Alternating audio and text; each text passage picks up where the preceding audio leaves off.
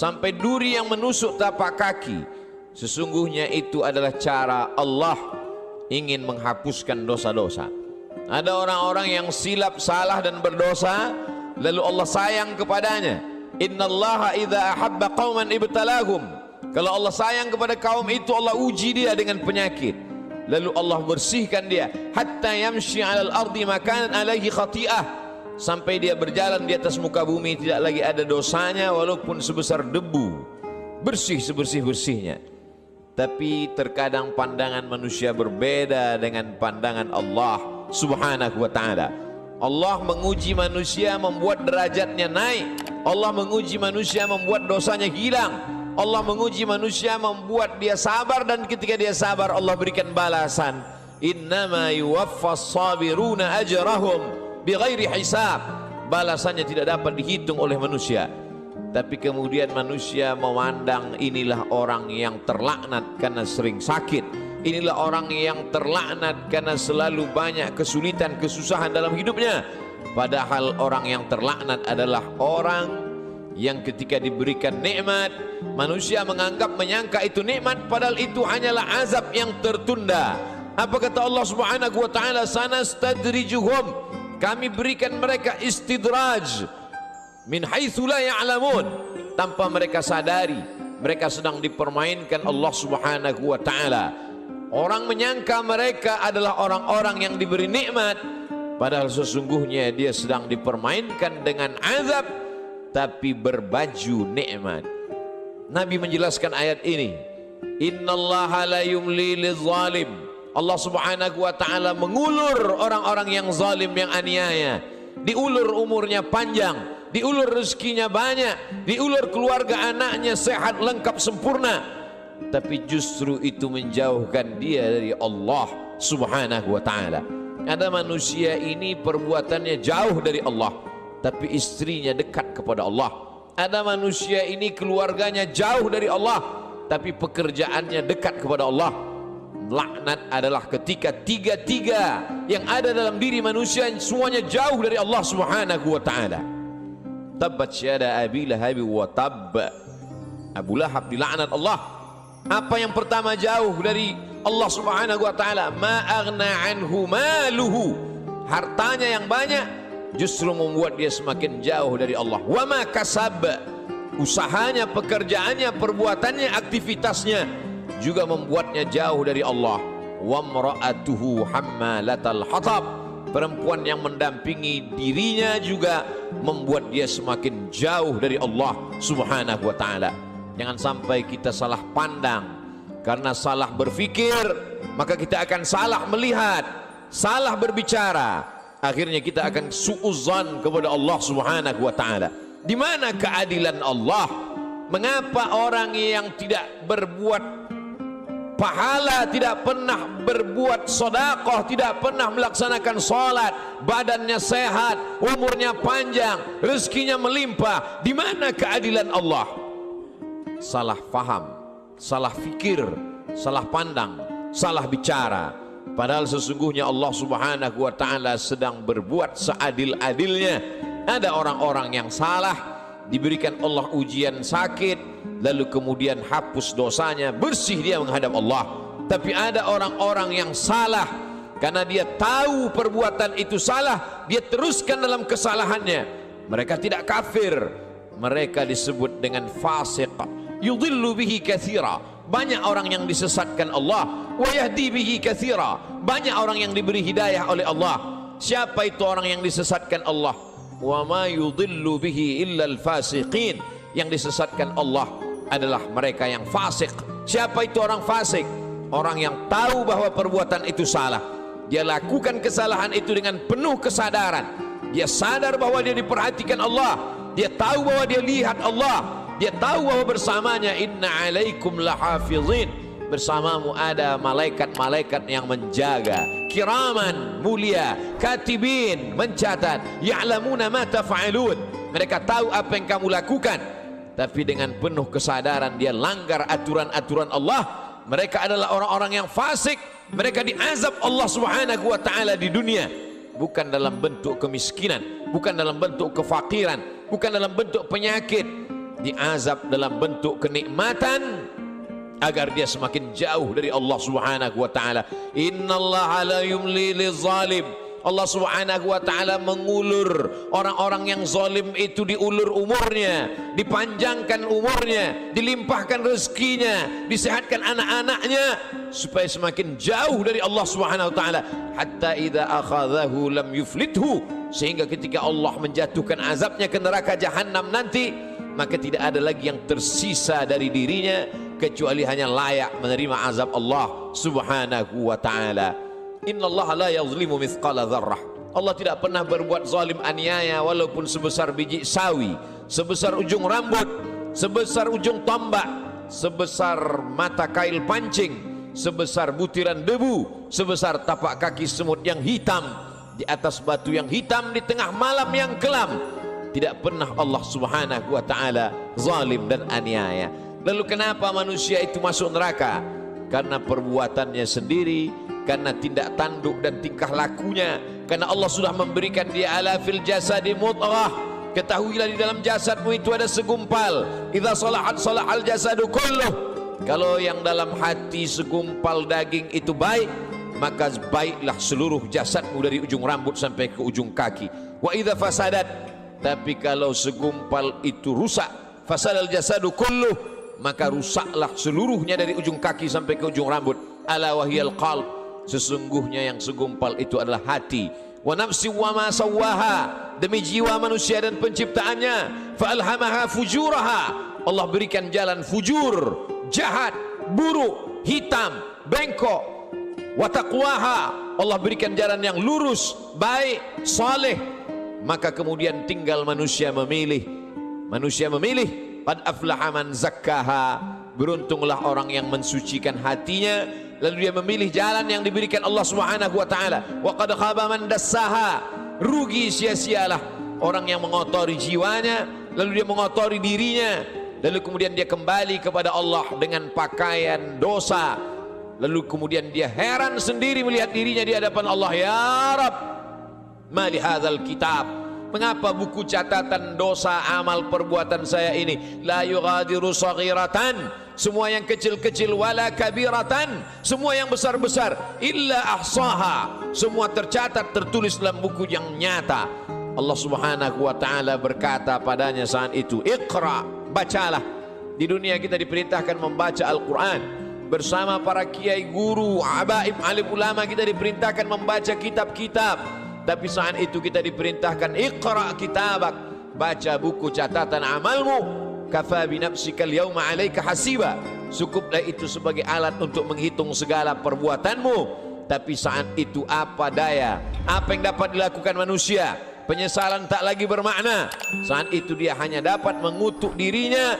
Saat itu wasiqal ladzina taqaw rabbahum, orang-orang yang takut kepada Allah, maka dia akan digiring, dibawa ilal jannati zumara, masuk ke dalam surga berjamaah. Sampai di pintu surga, apa kata malaikat menyapa? Salamun, selamat kamu, tibtum, kamu sudah berbuat baik, fadkhuluha khalidin, masuklah kamu ke dalam surga khalidin, kekal selama-lamanya. Mendapatkan salam dari pejabat, mendapatkan salam dari orang kaya, betapa bangga, betapa terhormatnya. Ini bukan salam dari makhluk. Salamun qawlan min rabbir rahim, salam dari Allah Subhanahu wa taala. Jibril pernah menitipkan salam kepada Sayyidatuna Aisyah Ummul Mukminin. Betapa senangnya mendapatkan salam dari makhluk yang tak berdosa, malaikat. Tapi ini salam dari Allah Subhanahu wa taala. Salamun, salam, bersih, suci, tak ada noda dan dosa. Min rabbir rahim, dari Allah yang tak ada kotoran, subhanahu, maha suci, wa ta'ala, maha tinggi dari makhluk. Lalu siapa yang mendapatkan salam dari Allah itu? Yang mendapatkan salam dari Allah juga orang-orang yang hatinya salam. La yanfa'u malun, hari itu tak ada guna harta, wala banun, tak ada guna anak, illa man atallaha, kecuali orang-orang yang datang menghadap Allah biqalbin salim, dengan hati yang bersih, dengan hati yang suci. Tubuh manusia penuh dengan kotoran. Tubuhnya dari daging, dari darah, dari tulang, dari kuku dan bulu, hancur busuk menjadi nanah, nanah menjadi santapan cacing tanah, kotor, bau, hina, rendah. Tapi kemudian dia menjadi mulia karena hatinya yang bersih mengingat Allah subhanahu wa ta'ala. Aneh, ajaban, manusia itu memang makhluk yang benar-benar aneh, diciptakan dari sesuatu yang kotor, rendah, hina. Lalu kemudian setelah ditiupkan roh ke dalam jasadnya, faqa'u lahu sajidin, semua makhluk-makhluk malaikat bersujud kepadanya. Lalu kemudian Allah subhanahu wa ta'ala mengujinya. Setelah makhluk bersujud kepadanya, maka iblis menggodanya. Tergoda dia dengan segala yang apa dia lihat di dunia. Semua yang dia pandang menggoda, semua yang dia dengar juga menggoda hati kecilnya. Tapi ada orang-orang yang diberikan Allah subhanahu wa ta'ala istiqamah. Alladzina qalu rabbuna Allah, mereka berkata Rabbku Allah, summa istaqamu, setelah itu dia istiqamah, maka Allah berikan balasan, tatanazzalu alaihimul malaikah, turun kepada mereka malaikat. Apa kata malaikat? Berkata, alla takhafu, jangan kau takut, wala tahzanu, jangan kau sedih. Karena memang penyakit manusia hanya dua saja. Yang pertama takut, yang kedua sedih. Takut terhadap masa depan, sedih terhadap masa lalu, sedih terhadap masa yang sudah lampau. Ada kekhawatiran, ada kecemasan yang berlebih dalam diri manusia untuk melihat masa depan. Cemas yang berlebih itulah yang membuat naik tensi darah. Cemas yang terlalu berlebih dari batas normal itulah yang membuat naik jantung koroner, diabetes dan lain sebagainya. Tapi orang-orang yang istiqamah, dia selalu berada dengan Allah subhanahu wa ta'ala. Masalah hidup ini besar, tapi dia berharap kepada yang maha besar. Allahu Akbar. Masalah hidup ini hebat, tapi dia mendekat kepada yang maha hebat. Allah Jalla Jalaluh, mulia. Tidak ada yang lebih mulia daripada Allah subhanahu wa ta'ala. Semua yang bersama dengan Allah, maka Allah akan membersamainya. Orang-orang yang diuji itu selalu merasa bersama dengan Allah, maka kemudian Allah membalasnya, innallaha ma'as sabirin, Allah bersama mereka. Ayatnya tidak berkata innas sabirina ma'allah, orang-orang sabar bersama Allah, tapi Allah lebih mendahulukan dirinya. Aku bersama mereka, kata Allah subhanahu wa ta'ala. Ana inda husni zanni abdi bi, aku menurut prasangka hambaku kepadaku. Idza dzakarani, kalau dia mengingat aku, menyebut aku, fi nafsihi, dalam dirinya sendiri, dzakartuhu fi nafsi, maka aku pun akan menyebut, mengingatnya sendiri, kata Allah subhanahu wa ta'ala. Wa idza dzakarani fi mala'in, kalau dia mengingat aku, menyebut aku bersama orang-orang yang ramai, bersama makhlukku, kata Allah, dzakartuhu fi mala'in, aku juga akan balas, aku akan sebut namanya, aku akan muliakan dia, fi mala'in khairum min mala'ihim, di satu kelompok jamaah, di satu kelompok orang makhluk yang lebih mulia daripada mereka. Saat itu makhluk ini dimuliakan Allah subhanahu wa ta'ala. Majtama'a qaumun fi baitin min buyutillah, sekelompok orang berkumpul di rumah Allah, yatsluna kitab Allah, yang dia baca adalah firman ayat-ayat Allah, wa yatadarasunahu fima bainahum, dia kaji isinya dalam kajian tafsir, dalam kajian fikih, dalam kajian hadis, dalam kajian akhlak, dalam kajian usul fiqh. Nazalat alaihimus sakinah, turun ketenangan ke dalam hati mereka. Hati bukan punya kita. Qalbul mu'min baina asabi'ir rahman, hati orang beriman seperti uang logam yang dipermainkan di jari jemari. Begitulah Allah subhanahu wa ta'ala kuasa untuk membuat hati yang sempit menjadi lapang, untuk membuat hati yang susah menjadi senang. Semua berada dalam genggaman kudrat iradat kuasa Allah subhanahu wa ta'ala. Haffat bihimul malaikah, mereka dikelilingi oleh para malaikat. Wa dzakarahumullahu fi man indah, dan mereka dibanggakan Allah subhanahu wa ta'ala kepada para malaikat. Ketika Allah menciptakan manusia, apa kata malaikat? Ataj'alu fiha, untuk apa kau ciptakan mereka ya Allah? Ataj'alu fiha man yufsidu fiha wa yasfikud dima, mereka hanya akan berkelahi, berperang, menghancurkan negeri. Lalu apa kata Allah subhanahu wa ta'ala? Menjawab dengan kata-kata kalimat rahasia, inni a'lamu ma la ta'lamun, aku lebih tahu apa yang kamu tidak tahu. Kata-kata firman Allah terbukti karena dia maha benar. La ya'tihil batilu min baini yadayhi wala min khalfih, tidak ada kebatilan dari depan, belakang, atas, bawah, kanan dan kiri. Maka Allah tunjukkan ada sekelompok manusia yang ketika kata-kata orang lain kotor, nista, najis, yang keluar dari mulutnya adalah subhanallah, walhamdulillah, wala ilaha illallah, wallahu akbar.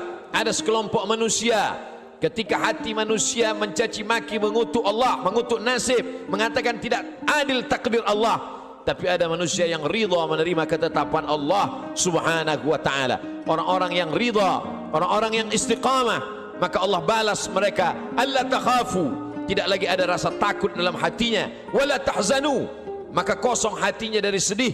Setelah hati itu hilang rasa takut dan rasa sedih, lalu kemudian ditanamkan Allah kebahagiaan dan kesenangan. Wa abshiru bil jannati allati kuntum tu'adun, berbahagialah kamu mendapatkan nikmat surga yang dijanjikan Allah subhanahu wa ta'ala. Ketika datang seorang sahabat bertanya kepada Rasulullah, "Ausini, berikan aku wasiat pesan yang singkat. Setelah aku dapatkan, aku tidak perlu lagi bertanya kepada siapapun di dunia ini ya Rasulullah." Lalu Rasul memberikan pesan yang singkat, "Qul," katakan, "amantu billah," aku beriman kepada Allah, aku percaya kepada Allah, aku yakin kepada Allah. "Tsumma istaqim," setelah itu istiqamahlah. "Faqsusil qasasa," ceritakan kisah-kisah itu ya Muhammad. "Faqsusil qasasa," ceritakan kisah-kisah itu wahai pewaris Muhammad sallallahu alaihi wasallam. "La'allakum yatafakkarun," mudah-mudahan mendengar kisah itu mereka akan berfikir. Mudah-mudahan dengan membaca, mendengar kisah itu mereka akan merenung. "Afala yatadabbaruna al-Qur'an," mengapa mereka tidak merenungkan isi makna Al-Quran? "Am ala qulubin aqfaluha," atau hati itu sudah mulai terkunci di kunci Allah subhanahu wa ta'ala. Allah uji Ibrahim alaihi salam, diuji dengan menghadapi ayah yang kufur kepada Allah, Azar, dia tetap istiqamah. Diuji dengan menghadapi umat Namrus, membakarnya dengan api, dia tetap istiqamah. Diuji dengan tidak punya anak, berdoa siang dan malam, "Rabbi habli minas salihin," dia tetap istiqamah.